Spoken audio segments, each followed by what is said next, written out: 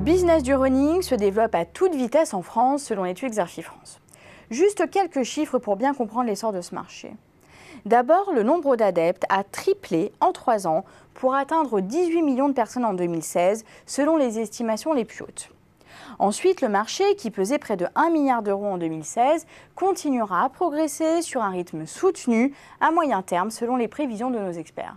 De quoi susciter les convoitises des professionnels. Car en effet, équipementiers, détaillants ou encore concepteurs d'objets connectés et d'applications mobiles redoublent d'efforts pour fidéliser la clientèle et s'imposer comme des acteurs de référence auprès des nouvelles recrues. C'est clairement une nécessité, alors que ce marché qui bénéficie d'un indéniable effet de mode se rapproche de plus en plus de la maturité. Alors oui, le marché du running est très disputé, mais dans l'ensemble, il est dominé par une poignée d'acteurs et notamment par ASICS, Nike, Adidas et Salomon. Finalement, ce marché est de notre point de vue assez peu exposé à l'arrivée de nouveaux entrants. Pourtant, le jeu concurrentiel est susceptible d'évoluer aussi bien entre les marques qu'au sein de l'activité distribution. Le quatuor de leaders cherche surtout à se positionner comme des acteurs globaux, c'est-à-dire comme des fournisseurs et des distributeurs, mais aussi comme des coachs sportifs et des organisateurs partenaires de courses.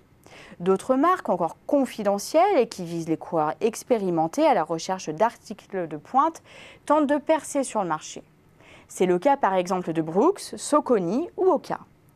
Du côté de la distribution, les positions demeureront figées.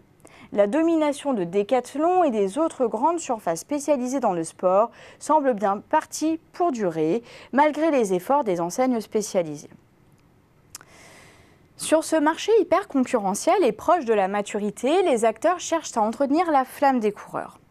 Au programme, pour plusieurs catégories d'entre eux, sponsoring de course ou encore valorisation de la dimension communautaire de la course à pied. Les équipementiers ont également fait de l'innovation leur marque de fabrique.